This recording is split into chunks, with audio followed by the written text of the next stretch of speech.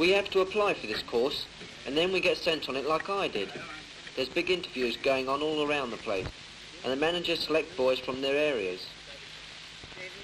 On the front of that book about the course, it says here, an experiment in self-discovery. Well, what does self-discovery mean? Does it mean you've got to find out what you're capable of doing?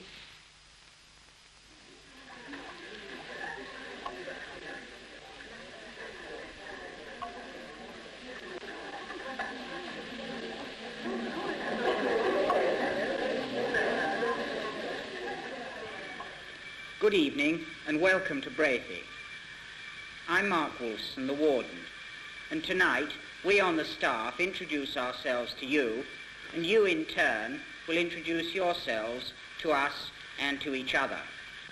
Before doing this, I shall tell you a little about the house and how it came to be a centre of this kind, and give you some idea of what you will be doing at Brathay and what you can hope to gain from your month here. Mr. Price, the chief instructor, will also talk to you about our routine, and by the end of the evening you should have a much clearer idea of what to expect on the course. My name is Gwyn Evans. I'm the senior instructor. On this course I'll be taking Thirlmere for boating, and I'll be Rydal's dormitory instructor. I'll be telling Rydal later what this involves, but briefly it's about their performance as a dormitory.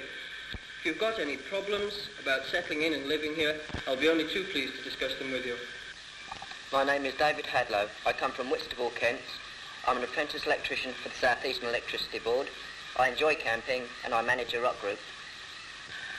My name is Kenneth Thomas. I come from Merthyr Tydfil, South Wales. I work with Firth Cleveland Fastenings as a machine tool fitter. I'm interested in... You've all been given one of these logbooks, and this morning you're going to make them into a solid book. The first thing we do is to make the cover. There are several reasons why you're asked to keep a logbook at Brathay. I think one of the most important reasons is it gives you a chance and a place to record your thoughts, ideas and experiences. If you can do this in a book made by you, and with the cover designed by you, then I think you'll find it very much more worthwhile. Now, your name's Dennis, isn't it? That's right, same as yours. Neil. Neil. How'd you like this? It's a change from work. Now, take those out very carefully. Don't make those too big, otherwise you'll find it awkward. Right, just take them out. Now, we'll leave your logbooks in the press whilst you go and do your map reading. Today you're going to put into practice what you learned yesterday in theory about map reading. And to help you, we've prepared these route sheets, which ask you 8 important questions about finding your way in the fells. The first one is the description of where you're going. It's always a good idea to have some vague notion of where you're going. Second one is direction. It's what you've got your compasses for. Third one is distance. Now this is hard at first because it's very difficult to know how far you've gone in the fells. Right, quite good, but I would like you to get a bit more together. It's rather rough and raggedy and you're not getting forward at the same time. When you come forward, lean right forward, all right? Right forward, right. Now, I want you to concentrate on timing. I want you to get it together. It's quite good, but at the moment, you're not getting your beginnings together. Give way. Let's have it good. Together. That's it, quite good. Now get it really together. That's all right. And some of you are coming out early at the finishes. Bow, especially you're out of time. You're going in far too early. You're doing half a stroke. You're doing half as much work as everybody else, although you think you're doing a lot. Now swing really forward, bow, and get it really together with stroke. 2, you're not doing much of a finish. It's rather pathetic. You're just sitting there slouched up. 3, you're miles out of time. 2, I want you to get in time. You're not swinging properly, bow, you're late.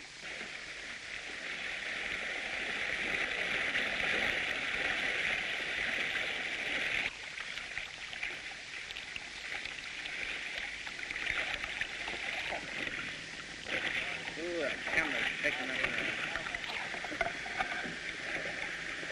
Okay.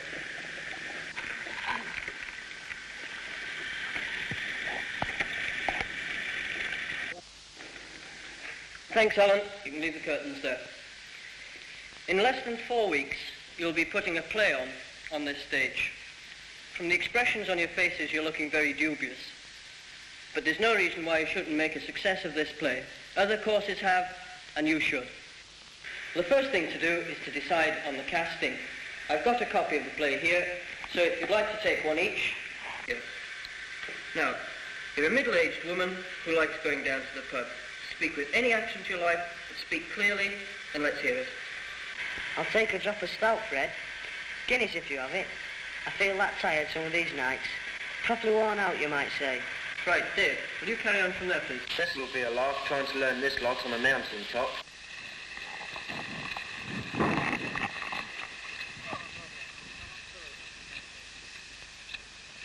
Well, I don't know where it is, but I reckon it's up there.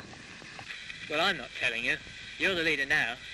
So let's go up there and see if you're right.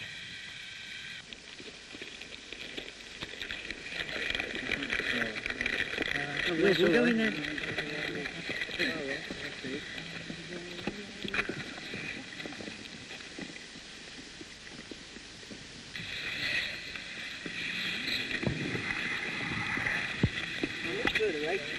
Not far now.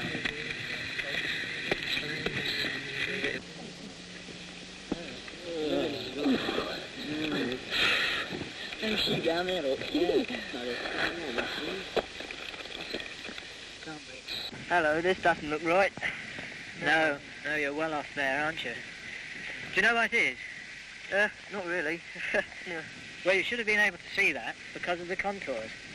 Do you notice that at the bottom, they're wide apart, and at the top, much closer together? Well, you mean to say we've come right up this way for nothing, all this way?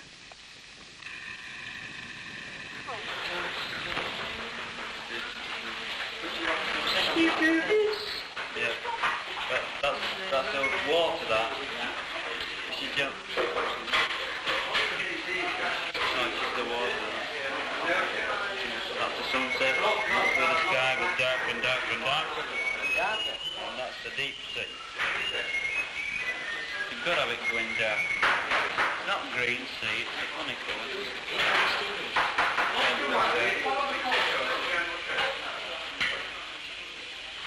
Now, before you finish painting this morning, boys, I'd like to show you one or two paintings done by another dormitory. This landscape, which technically is quite good, was in fact painted by a boy who had great difficulty working in the medium, since in his job he was having to work with thick steel plates. This is a very different kind of painting altogether, and the painter, although perhaps not fully aware of what he was doing, certainly enjoyed painting this abstract. The important thing is that he derived much more than pleasure from the activity. And I think you'll find this is true of most of the activities here at Brathay, such as sculpture, music, and the various talks and discussions which we have during the evenings. Bit of a complicated mechanism, but basically just a flap round there. Make it strong for the casting. Try about 4 beats leading down the sea.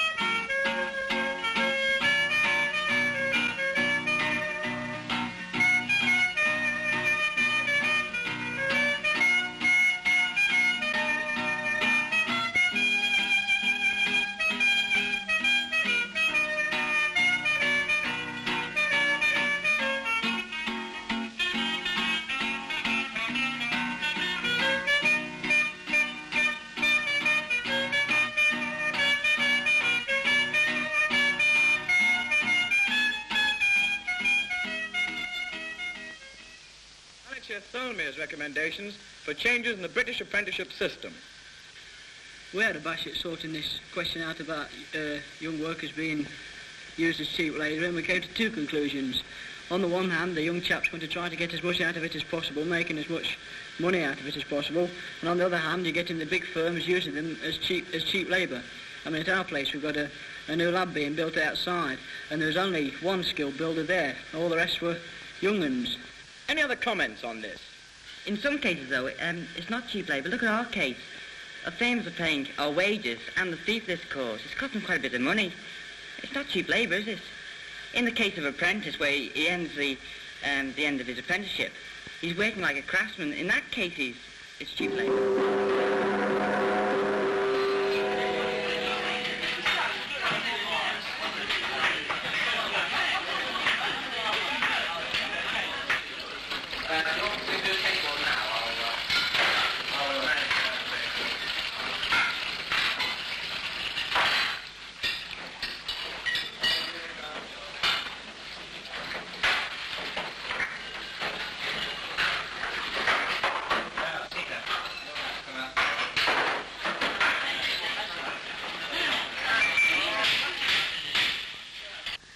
I think the cast of my play would benefit from an extra rehearsal, as they'll be spending so much time out on expedition in the next 2 weeks. So I'd like them to go to the theatre immediately after this meal, please. How do you mean, shut up? I mean, I've got enough troubles of my own, Mrs. Reed, without you serving up your results and your inside. Okay, stop. Not bad. Not bad at all. Remember, Alec, you're a woman. Now, Alec, when you're speaking to Dave, look at him. And Dave, when you're speaking at Alec, don't look down there, look at him. You should know your lines by now. Right, carry on. Just before it gets going, this stuff starts thickening up until it's like really thick cream, and you'll find that the plaster you're putting on is difficult to dissolve. Just... Right, we'll stop there. The canteen's open. Go and get a cup of tea if you want one. There we are, feeling generous tonight. Thanks, Dave. How are you sailing well today? Oh, not so bad. We've been rowing, and today we're going to go sailing. Now, one of the first things you must do when you're going sailing is to learn the various parts of the boat. Obviously, this is the mast, but does anybody know what these are called? Guy ropes. No? In fact, they're called shrouds. And that is which shroud? Starboard shroud. No? Port It's the shroud. port shroud. It's the starboard shroud. These are your jib sheets. They're used for moving the sail from side to side, and you never make them fast while you're rigging. I want you to go about. You got that? Go about. You head up into the wind, then out the other side of it. Now you're coming up now. That's it. Right, tiller. Start using the tiller. Start pushing it over. That's it. Ease it over. Go on, slam it right over. Now hold it there. That's it. Now you're going further away from the wind. So let the main sheet run. Go on, let it run right out. That's it. Right, it's gone a bit too far now. Now pull it back just a bit until that leading edge stops flapping. That's it. Not bad. Back a bit more. That's it. That's fine. Now have a look at your jib. Bloke in front looking after the jib. Have a look at that. It's a bit too tight. Now slack a bit more off. That's it. Let it run. Let that jib sheet run. That's it. No, you've got it flapping a bit. Pull it in a bit more. That's fine. Now she's set. Look at your burgee, helmsman. See where the wind's coming from. Trim your sail accordingly. This afternoon, you're going out on your final expedition.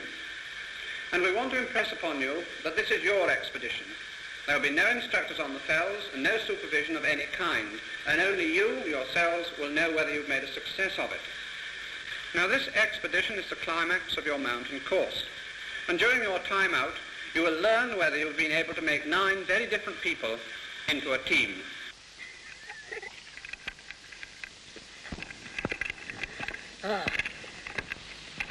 The first day was a bit of a struggle up that gully, but luckily it hadn't started raining just yet.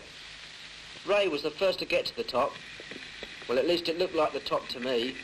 But when we got there, we saw that there was another 500 feet to go.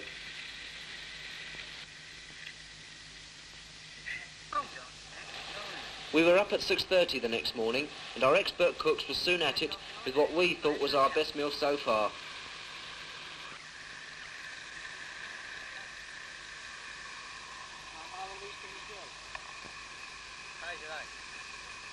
The sausages are ready! Come on. Come on, chaps.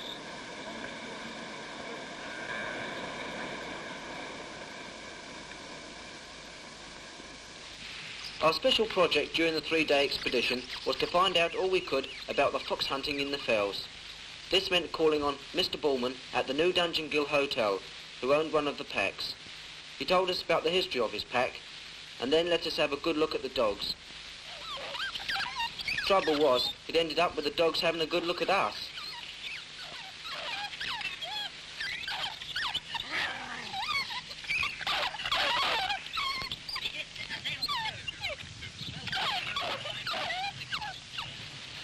Anyway, after a while we got away, and the next thing we had to do was to climb up to Stickle Tarn. There were some really lovely waterfalls, and we almost had to prevent Neil jumping in for a shower.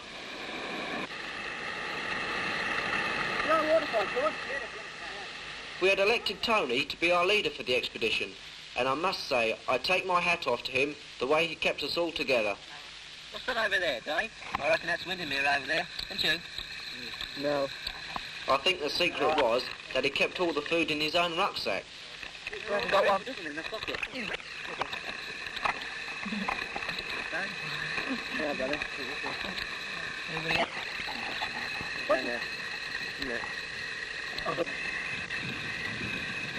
Yeah, well, there's Calf Crag. Now, shall we go along this ridge or drop straight? Well, my turn to do the navigation now, and luckily we were going downhill for a change. We had quite a few miles to cover that day, so thank goodness you could always rely on the others to spot your mistakes in map reading, as no one wanted to walk extra unnecessary miles, particularly if it meant getting wet. Our campsite that night was on a pretty exposed knoll, but it was the only dry place, and we had to make the best of it. On the 3-day hike, teamwork was essential, and I think we did better without an instructor. I know with instructors, they make the team to start with, but it's different when you're on your own, because your own decision, and we seemed to get on okay. Funny thing was that, although we were pretty cold, nobody seemed to be moaning or complaining. And it wasn't just that we were too busy to complain. In fact, there were more jokes cracked that evening than on the rest of the course put together. The only sad thing to some of us was that this was almost our last day on the hills.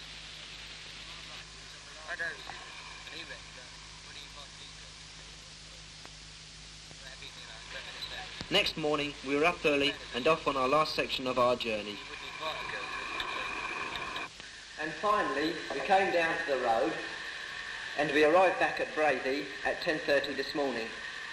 There's one thing I'm sure you've all noticed in this expedition, and that is the value of teamwork and tolerance, and the satisfaction of helping along the other person who may be less fit and cheerful than you are. In the last 2 days of the course, we hope you'll use this same teamwork to make just as great a success of the plays and of the regatta.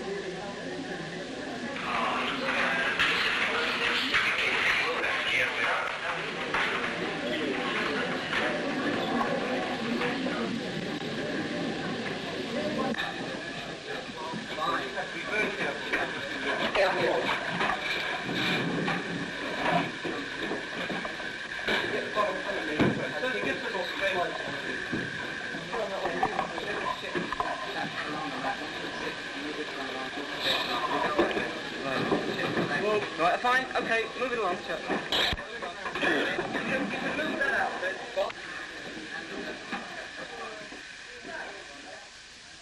There it goes again. Customers are just one listen to reason. I suppose you think I can grow new lead pipes in the back garden like sticks of flaming rhubarb. You know, I can't touch rhubarb. Never could. That's right. I must tell you, I had a laugh today. Hold on, Harry.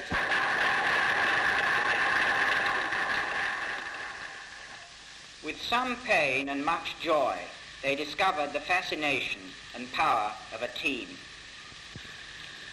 Let us, in our prayers tonight, think of all those who are working and sharing in this course with us. We thank God for all the work he has given us to do, for the enjoyment and satisfaction of doing it. Well, I never thought I could jam so much in so short a time. And the way we've done it, it's just run as a team and on schedule. So I know now it can be done. Well, I'd never been sailing and never done fell walking, but I know I could do it now. And I know all these difficult things aren't as difficult as they seem.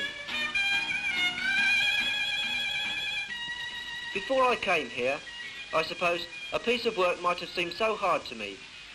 I'd have said, oh, blow it, and gone and asked about it. But now I suppose I might persevere a bit more and get the job done.